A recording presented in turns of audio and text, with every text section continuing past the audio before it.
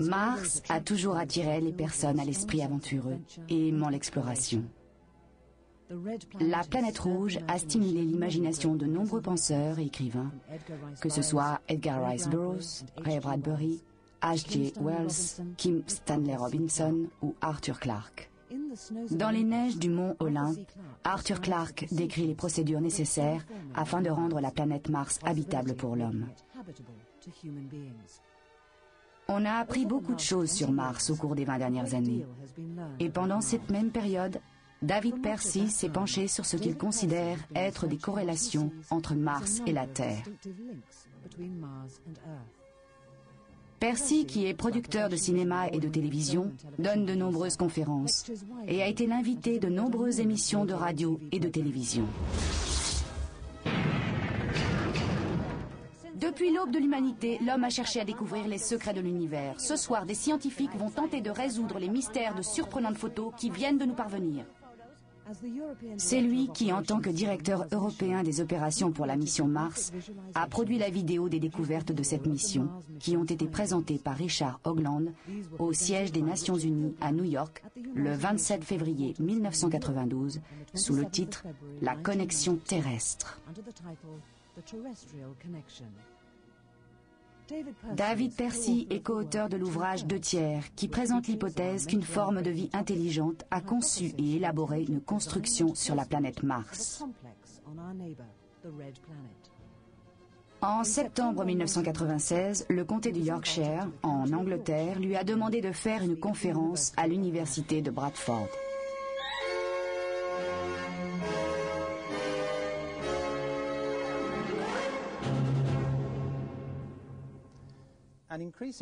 De plus en plus de gens ont entendu parler de l'existence, sur la planète Mars, de ce qu'on appelle le visage.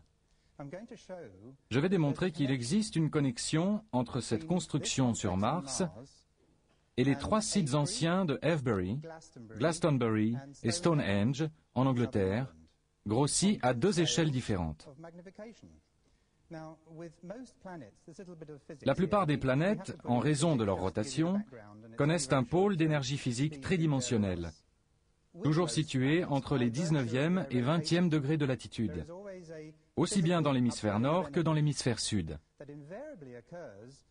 Cette latitude coïncide avec celle d'une pyramide fictive de 3 côtés, dont la base serait à l'intérieur de la planète.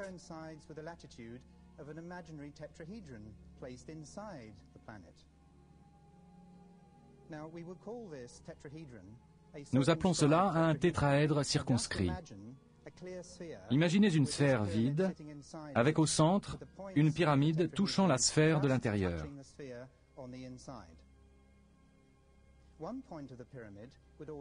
Un des sommets de la pyramide serait au pôle sud de la planète. Le plan, formé par la base et contenant les 3 autres sommets, est toujours à 19,47 degrés. Et nous avons trouvé que la même chose se produit avec la plupart des planètes de notre système solaire. Les 2 cas notables étant la tache rouge de Jupiter et la tache noire de Neptune.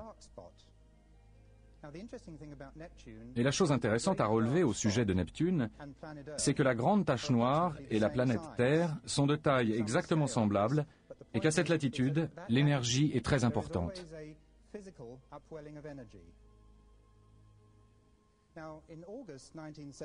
En août 1975, la NASA a envoyé la sonde orbitale Viking vers Mars. En juillet 1976, Viking a commencé à envoyer des clichés détaillés de la surface de la planète. Intéressons-nous maintenant à la région de la planète appelée Cydonia par la NASA. Il y a là abondance d'éléments vraiment insolites. Notez sa position par rapport au tétraèdre fictif. Elle est placée à 120 degrés du mont Olympe, l'endroit du pôle d'énergie sur Mars.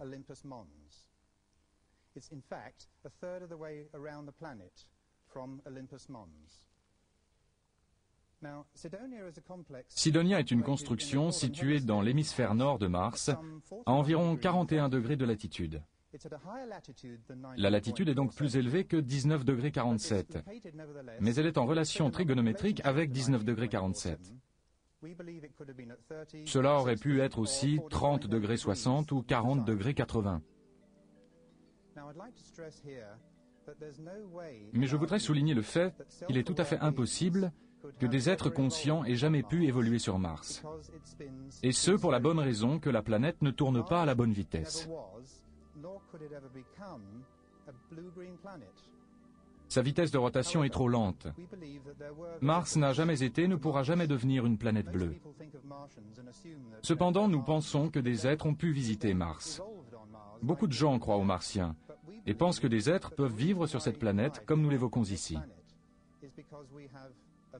La raison pour laquelle la vie évolue sur notre planète réside dans l'existence de la Lune, dans sa taille et le fait qu'elle tourne autour de la Terre. Mais la Terre tourne dans un sens et l'inclinaison de la planète se situe dans une position opposée à sa rotation. C'est ce phénomène qui crée une tension sur la planète et qui autorise la vie. Aucune autre planète dans notre système solaire ne présente une disposition similaire. Mars tourne trop lentement, n'a pas sa propre lune, et par conséquent n'a pu faire naître la vie, évoluant vers la vie consciente.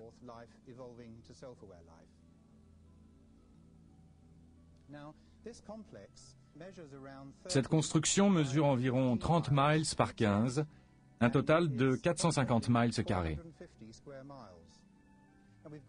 Incidemment, nous avons de bonnes raisons pour ne pas utiliser ici le système métrique. Les clichés en question n'ont été d'abord vus que par le personnel de la NASA. Puis, à la fin de l'été 76, certains des clichés ont été montrés à 1 millier de journalistes internationaux lors d'une conférence de presse. Au vu des clichés de Cydonia, plusieurs journalistes ont posé la question: quel est ce visage? Ce visage, leur a-t-il été répondu, n'est dû qu'à un effet de lumière, une question d'éclairage. Le porte-parole de la NASA a ajouté qu'un cliché pris quelques heures plus tard ne présentait plus de traces de ce visage. Il faut dire à leur décharge que les présentateurs de la conférence de presse faisaient un discours plus ou moins improvisé et que l'on ne pouvait donc pas s'attendre à un exposé rigoureux. Quoi qu'il en soit, quelques heures plus tard, donc, la région de Cydonia aurait été plongée dans l'obscurité la plus complète après le coucher du soleil, et Viking aurait donc pris des clichés plus à l'ouest. D'autre part, 2 séries de clichés de Cydonia ont effectivement été prises, l'une à 10 degrés et l'autre à 27 degrés d'élévation par rapport au soleil, et ce, à 35 jours d'intervalle. Or, ces 2 séries d'images montrent clairement le visage et il n'y a aucun effet de lumière. La NASA a menti. 3 ans plus tard seulement, en 1979, Vince DiPietro et Gregory Molenar, 2 spécialistes américains des images traitées par ordinateur, travaillant à la photothèque de l'American National Space Science Data Center, tombèrent non pas sur une, mais sur les 2 séries de clichés de Cydonia. Selon leurs propres mots, ils ont été stupéfaits par ce qu'ils ont vu. Pour en revenir à Mars, voici une mosaïque de quelques-uns des clichés de la NASA vus par DiPietro et Molenar dans les années 70. Mais sur cette illustration, les images ont été récemment retravaillées sur ordinateur aux États-Unis, puis à Londres.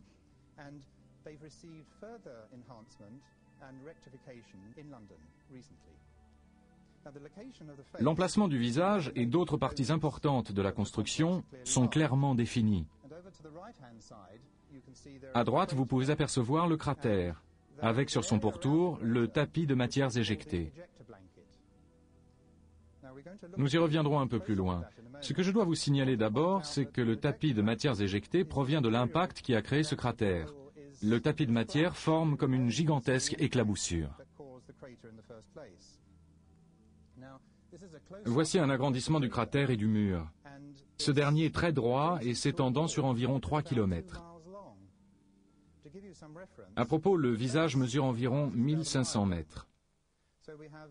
Le mur se trouve clairement sur le tapis de matières éjectées.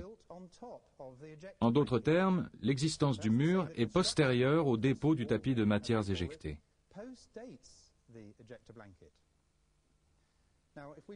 Sur les bords du cratère, nous avons quelque chose qui ressemble à une pyramide à 3 côtés ou tétraèdre au nord du trou.